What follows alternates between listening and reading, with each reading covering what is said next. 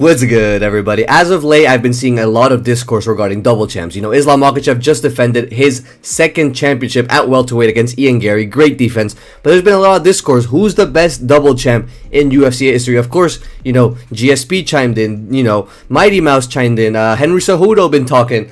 Jon Jones has chimed in with an opinion that nobody cares about. Right? This guy pretends to be humble, pretends to say, you know, this guy's the GOAT, nah, that guy's the GOAT. But then when someone actually starts challenging him about his quote-unquote GOAT status, now he's getting defensive. Now he's pulling out the 11 title wins or whatever the fuck he has. We do not care about Jon Jones, alright? But let's get into this video ranking every UFC double champ in history from worst to best, alright? And disclaimer, this is not ranking of these fighters like based on how good they are all time, how good these fighters' entire careers is, because this ranking would look a lot more different if that was the case, right? This is a ranking of purely the title wins, the context a little bit of how they got to those titles, and then the title defenses, you know, their context when they moved up a division, all of that, all right? So let's get into it with the 11th best fighter or the 11th worst fighter, right, on this list. Starting off real weak, bruh. We got Randy Couture, all right? We got to respect my brother. Randy Couture won the light heavyweight and heavyweight belts 3 times. This guy won it, lost it, he won it, he lost it, he won it, he lost it. 6 different times this guy was champion, all right? That counts for something, right? He was persevering, but that also brings to the fact that there was a very limited talent pool at this point, right? He only had 3 total defenses in total for his whole reign, and for someone who's won the belt 3 times, that's crazy. Like, how do you only have 3 title defenses total?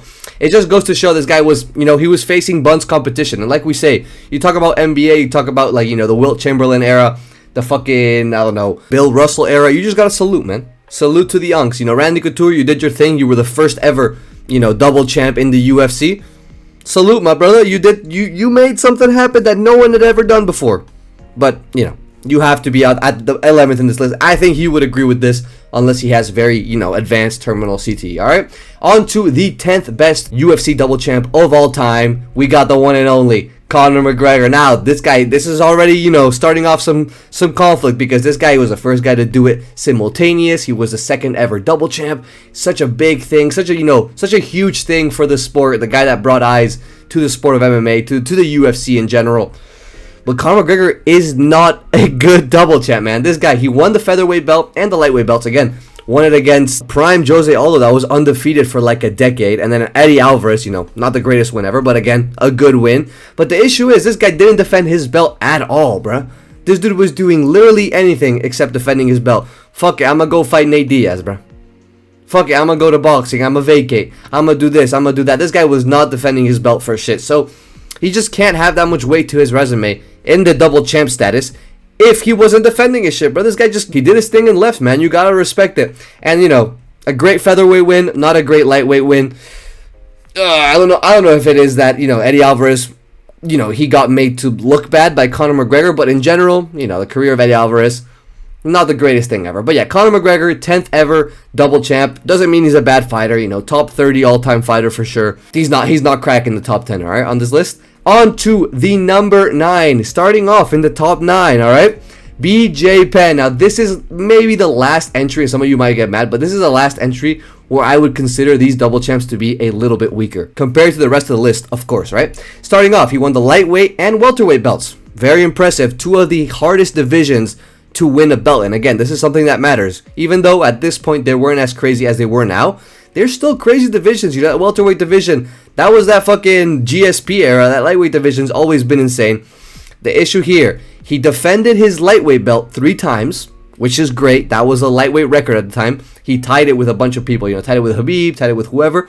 But he didn't defend his welterweight belt at all. And he kind of had it in a little bit of a weaker era. Because we're going to have some fighters down here in this list, you know. They're going to have been in these same divisions and just look a lot better. It is what it is, bruh. And another issue is he got his title shot 5 fights deep. Not in the UFC. 5 fights deep into his MMA career. He's getting a title shot. You know, he was called the prodigy. He was called this guy that, you know, was coming out here looking like a wizard. Crazy jiu-jitsu. Really fast. Really good boxing. So maybe he was really hyped up. Deserved that title. But if you're getting a shot 5 fights deep in your MMA career, bro, that's taking something away. Some of these guys came into the UFC, 15-0 record, had to have 10 fights to get, you know what I mean? They had to have like 10 fights to end up actually getting a title shot. So, BJ Penn, my brother, I love you. You're a great fighter, great legacy. You are number 9 on this list, all right? On to the number 8 best fighter to ever hold 2 belts. And this was actually one of the last simultaneous champions we had, if not the last, if I'm remembering correctly. Or Amanda Nunes, right? Henry Cejudo. This is the point where I can't say anymore that these fighters get bad, all right? These are not bad double champs. These are already good double champs. Nothing really that negative to say. It's just the rest of the guys on top of Henry Cejudo, pause, the rest of the guys ahead of Henry Cejudo are better than him in this regard, in the double champ regard. Alright? Henry Cejudo won the flyweight and bantamweight belts. Only issue is that these divisions have always been a little bit more shallow. Not so much the bantamweight division, but what I have to say, of course, is that he got a defense in both divisions, and the people he beat, even if he had short reigns, he beat great names, bro. He beat Demetrius Johnson by, very close decision, but that's the GOAT. That's the flyweight GOAT. That's going to be forever the flyweight GOAT. He beat Demetrius Johnson, right? TJ Dillashaw came down and fought him. He beat TJ Dillashaw, looking a little weird because, TJ, I don't know what happened with his shoulder or the weight cut, whatever happened. He beat TJ Dillashaw, which is a great win. I love TJ Dillashaw. I made a video about him on the channel, breaking down his style. And then he beat Dominic Cruz. These are incredible, incredible wins to have at the flyweight and bantamweight divisions. It literally doesn't get better than Demetrius Johnson, TJ Dillashaw, fucking Dominic Cruz. It just doesn't get any better. So Henry, my brother, I love you. I love this career that you put on. You put on some great fights. Should have never retired from the sport. That pissed me off so bad. And the comeback fight, with Aljamain Sterling was really close. But man, this guy really threw away like 2-3 years of his prime. Just for a bag, and he barely even got it, pissing me off. But yeah, man, Henry Cejudo, 8th best UFC double champ in UFC history, for sure. All right, on to the 7th.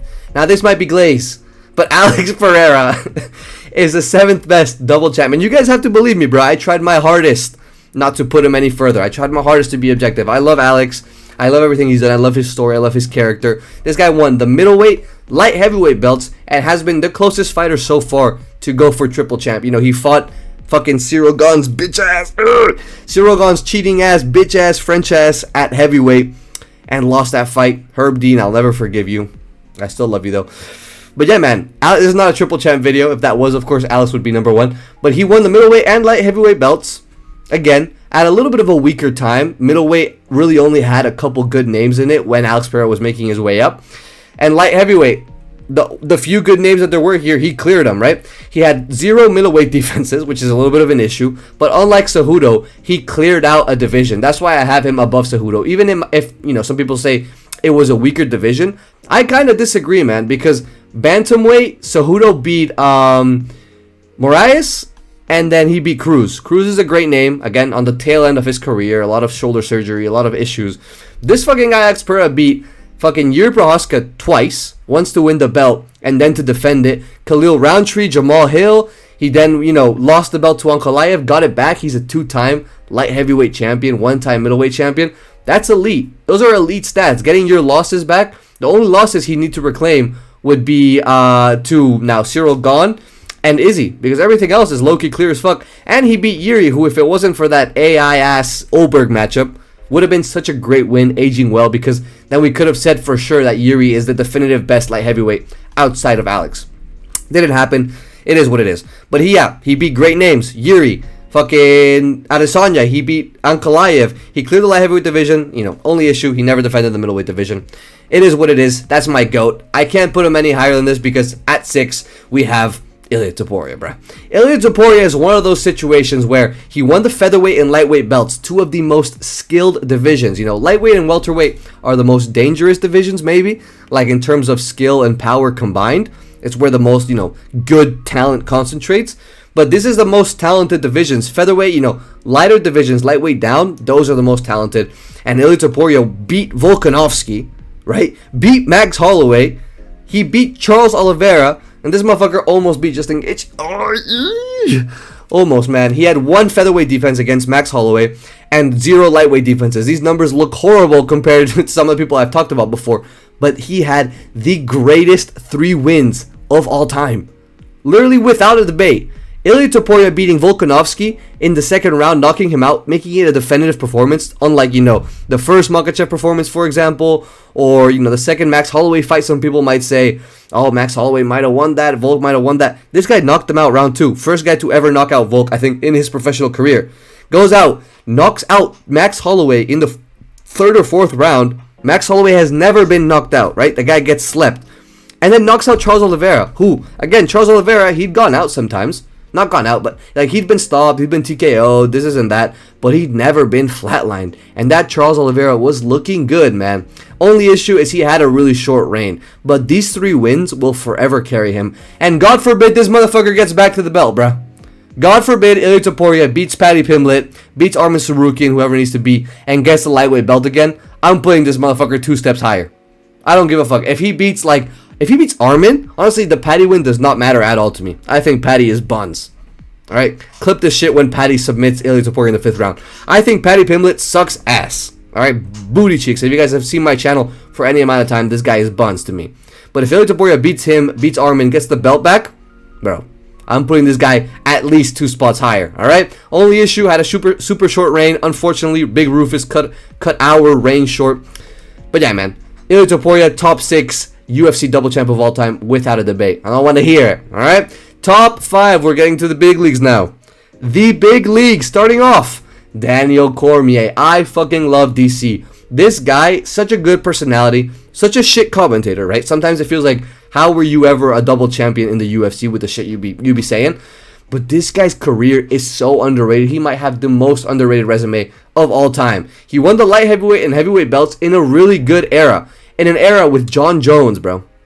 Dominic Reyes. Gustafsson. Right? Killers. Heavyweight had Stipe at the top, which is crazy. I think it had Ovince St. Preux. I'm pretty sure that was heavyweight as well. Just absolute killers in both of those divisions. It just feels like, compared to those divisions, what we have now is so hollow. But this guy won those 2 belts at a hard time in the division. Arguably the best time for both of those divisions, the most competitive they've ever been. He had 3 light heavyweight defenses, right? And 1 heavyweight defense. I believe he was a 2-time light heavyweight champ, because at one point, he won the belt. Jon Jones came back from his suspension. Then Jon Jones got suspended again. And then, he won the belt again. So, in total, 4 defenses. Really good, impressive showcases in all of those divisions. He was super strong and, smudging people at light heavyweight, just muscling them around. And then at heavyweight, he knocked out Stipe, who is the best boxer the heavyweight division has ever seen, maybe outside of Tom Aspinall and Cyril Gane, right? Only issue, he lost. But he lost to the division goats, bruh. This guy lost to Jon Jones twice. One of them got overturned because Jon Jones popped for roids. I wouldn't be surprised if they were both, if Jon Jones was on roids for both fights, because I fucking hate Jon Jones. And then he lost to Stipe. No shame in losing to Stipe, bruh. Lost to Stipe with that really crazy comeback Stipe had with the body shots, and then lost by decision in his last ever fight. Great fights, both of them. The last fight was pretty close, even though definitively is, a Stipe win. These are losses that no one would ever complain about having on the record, bro. A loss to Jon Jones, a no contest to Jon Jones, and then 2 losses to Stipe. You could not ask for better losses, all right? Daniel Cormier, the top 5th, the 5th best heavyweight, the 5th best fucking double champ the UFC has ever seen, without a doubt, all right? On to number 4. We're getting into the real big dogs. We were in the big leagues. We're in the big dogs now. Amanda Nunes. Y'all thought I would forget, bro. Y'all thought I was gonna just not include the women, bro? Nah. You're sexist, bro. Amanda Nunes has a crazy resume. I started off just off vibes, putting her number 7, number 8. But looking at her resume, bro. Featherweight and bantamweight belts, the best women's divisions ever, for sure. She had 2 featherweight defenses, 5 bantamweight defenses. 100% the WMMA GOAT of all time. The best women's MMA fighter forever, right? Obviously I want to say Wei Li. I love Wei Li. Valentina's pretty close up there, but she's beat such great names, it literally can't be ignored. She beat Valentina, she beat Miesha Tate, Ronda Rousey, Valentina again, Raquel Pennington, Chris Cyborg, Holly Holm, fucking Juliana Pena. These names can't be ignored. These wins have aged so well. Amanda Nunes, on beating the people, she literally beat the who's who, the best people you could beat in WMA, period. Right? She's missing literally a Zhang Weili win on her record. She's missing a cheeky Joanna Jędrzejczyk win on her record. And then she'd beat she just beat everybody. So shout out to her, man. Amanda Nunes deserves to be the 4th best, deserves to be above DC, but I can't put her in good faith above our 3rd spot, George St. Pierre. I can't do it, bro. I love Amanda Nunes. She did a lot for the sport, but George St. Pierre was just so undeniable, man. He won the welterweight and middleweight belts. The middleweight one was a little bit cheeky, all right? We're going to talk about it. He had 9 welterweight defenses, which is why he's here. He's, in my opinion, the welterweight GOAT. No debate there. I think no one will ever debate he's a welterweight GOAT. He never puffed for steroids. This guy was clean throughout his career. He had great finishes. He showed, he could dominate people to decision. He could submit people. He could do this. He could do that. The only 2 times he lost, he avenged. The 2 fighters that beat him, he beat them back almost right after. Only issues, he didn't have any middleweight defenses. He went up after his retirement when he arguably lost that fight. He kind of robbed Johnny Hendricks. But yeah, man, he went up, beat Michael Bisping. That's the only issue. He beat a weak middleweight champ. Michael Bisping never got back to the belt. He was always, in that top 10 kind of contender-ish status. He beat Anderson Silva at one point on his downfall. He beat Rockhold to get the belt. He was one of the weaker, middleweight fighters. He went on to lose to fucking Kelvin Gastelum. But again, he was fighting with one eye. Shout out to Michael Bisping. He's the GOAT. Great commentator as well. But yeah, man, I had to put him here based solely on the fact he was a double champ. He finished when he went up the division. Whoa, pause. He finished the guy he fought against when he went up a division, which is great. A lot of double champs didn't do that. And he's just, again, the welterweight GOAT. What else can you say, bro? George St. Pierre, one of the best fighters of all time, was the GOAT for me of the sport up until recently. All right? I'm sure you guys can guess who it is. And it's definitely not our number 2 fighter, Johnny Bones Jones. This fucking guy, Johnny Bum Jones, look, I had various high-quality pictures of him on Google. I can download an HD 4K by 4K picture. I'm not doing that, bro. Jon Jones doesn't deserve to be on my screen 4K by 4K. You're lucky I didn't Photoshop some bullshit on this guy. I hate this man with a passion. I hate everything he stands for. I hate what he did to Tom Aspinall's career. I hate that he made Stipe come out and fight. I'm glad he got paid, but that was such a shit fight to have put on. He was not supposed to fight that fight. I hate what he did to DC. I hate how he robbed Dominic Reyes. Man, I fucking hate this guy. He fucking hit a pregnant woman. Like, there's nothing to like about Jon Jones, but his resume-wise, his double champ status is valid. All right, and similarly to GSP, it's carried mostly by his light heavyweight run. He won the light heavyweight and heavyweight belts. As we know, he is a light heavyweight GOAT. 11 light heavyweight title defenses is crazy. He went up and beat Cyril Gahn, which that win has aged really well. I think since there he beat Spivak. No, he beat someone, and then he had that fight with Tom Aspinall. Looked good. He had a fight with Pereira. AI footage. But yeah, man, I'm not putting him number 1 because of weak-ass heavyweight title defenses and just how many asterisks this guy has in his career. He beat a 42-year-old Stipe. He went up and after ducking Ngannou, no one mentions this anymore. This guy ducked Ngannou for 4 years between robbing Dominic Reyes and going up and fighting Cyril Gahn for the vacant heavyweight belt. This guy just waited for Ngannou to leave. If Ngannou was still in the UFC, they never had that dispute with Dana White, Jon Bones Jones would have stayed retired to this day. He would not have come out to go and fight Francis Ngannou, even if he's a really bad stylistic matchup for Ngannou, right? Even if he's a bad stylistic matchup for fucking Aspinall, he's not going to come out and risk it because he's a bitch, bruh. He's like, oh, I've done my career, I've done this, I've done that, I don't need to risk it anymore, whatever. Man, fuck you, Jones. You've robbed us of so many good fights. Go out there and make it definitive. He thinks he's untouchable now because of what he did at light heavyweight. You have an Anthony Smith title defense, bro. I fucking hate you, dog. He's a division GOAT, but, that's what I mean. Everything I'm talking about here, there's so many asterisks to his career. The drug popping steroids, all the times he had to vacate the belt, pissing me off just thinking about it. A lot of the guys he beat, they were former champions on the downfall. On the down and down. When he beat guys that were high level, his age, it was either a boring ass decision, close decision. Like, bro, Anthony Smith deadass took rounds off of Jon Jones. All right, it was either a close decision or something weird was going on. Right? Because in that DC fight, something weird was going on.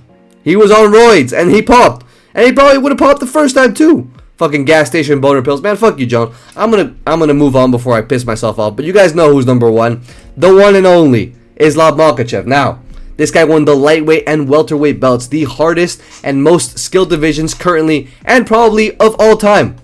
like I said when I was talking about, I don't know who I was talking about. These are the divisions that are the craziest to win the belts at. Being a lightweight and welterweight champion, especially when there's a 15-pound gap between them, is crazy. Because you think about it, 145, 155, 10 pounds, right? 135, 145, 10 pounds. 155, 170, 15 pounds. Not only do you have to fight in the divisions where there's the biggest talent pools, where there's the biggest killers, Charles Oliveira, Max Holloway moved up now, Justin Gaethje, Dustin Poirier, fucking Benoit Saint-Denis. Like, and you go up to welterweight, you got Carlos Prates, JDM, Bilal Muhammad, Michael Morales, Shavkat Rakhmonov, Ian Garry. Like, you have crazy names in these divisions. You have Kamaru Usman, right, at welterweight as well. You have crazy names in both divisions, and you're going up there, you're putting on 50 pounds of weight, going up against guys that are bigger. Because, again, Makhachev, he's a big lightweight, but he's not a tall lightweight. He doesn't have the frame for welterweight like a lot of these. You see him against Morales, you see him against Prates. These guys look like mutants, bro. They're going to make him look like a featherweight. All right? But, again, 4 lightweight defenses. He broke the title record that, you know, was tied with Khabib was tied. BJ Penn was tied for it. He broke that record. And he has a welterweight defense, a super legit win against JDM. Even if it was boring, he controlled JDM like no one's ever done. You know, Burns wasn't able to do that. Fucking, I don't know who else JDM fought that was smudging. But Burns wasn't able to do that. And then he fought Ian Garry, who's probably one of the most the worst stylistic matchup for Islam Makhachev. And we saw in that fight, he took 2 rounds off of Islam. You know, some people were crying about him taking the 5th or whatever because Islam didn't do anything with the back control. That was a completely logical 48-47. It's one of those fights that was close in rounds, but not close in general. Like, you have to give those rounds. You have to give the 1st, 2nd, and 5th to Makhachev. And you know, you can argue that the 3rd is Makhachev's. The 4th was for sure Ian Garry's. But it's like one of these fights. 100% of 48-47. I don't want to hear robbery. But again, Islam Makhachev, great title defense at welterweight, beat a stylistic matchup that is super difficult on paper for him to beat. And again, it was difficult, but it's a super valid win. Every good fighter has these good-ass wins on their record that they had to fight for. People forget, but GSP really struggled against Michael Bisping. He was cut open real bad in that fight. And yeah, man, Islam Makhachev is the GOAT, man. The GOAT. Fucking hell. He beat great names. MMA GOAT. He beat Charles Oliveira. He beat Dustin Poirier. He beat Volkanovski twice, bro. That's the GOAT. Volkanovski twice. This guy has multiple wins, like, over multiple opponents in the top 20 best fighters of all time. Right? You got to put Poirier in there. You got to put Oliveira in there. You got to put Volkanovski in there. I'm sure by the time Ian Garry retires, even though we don't want to hear that shit, he's going to be a top 20 fighter of all time. Like, he's going to touch the belt at some point. It's kind of inevitable. This fucking guy's going to get a decision win over... I don't even know who's going to be a lightweight at that. Fucking, he's going to decision win Morales in 2031. All right? And yeah, he did it in the hardest divisions. There's no case for me to argue that Islam Makhachev is not the best double champ of all time. And also the MMA GOAT. It is what it is, bruh. This guy's the MMA GOAT, best double champ of all time. Watch him get a Prates win. Watch him get a Morales win. No one's going to be able to talk shit to me no more, bruh. Alright? Thank you guys for watching. What do you guys think about these double champs? Who's the best double champ of all time? Am I tripping? You know, should I be putting Randy Couture at the number 2 spot? Let me know, man. Does Amanda Nunes not need to go number 1? Low-key, Amanda Nunes has a better argument for number 1 than Jon Jones. That's how much I hate Jon Jones, alright? But I couldn't do that to y'all. Alright? Thank you guys for watching. I'm going to go watch the rest of this card, bro. I'm watching the UFC right now. Ciao, ciao.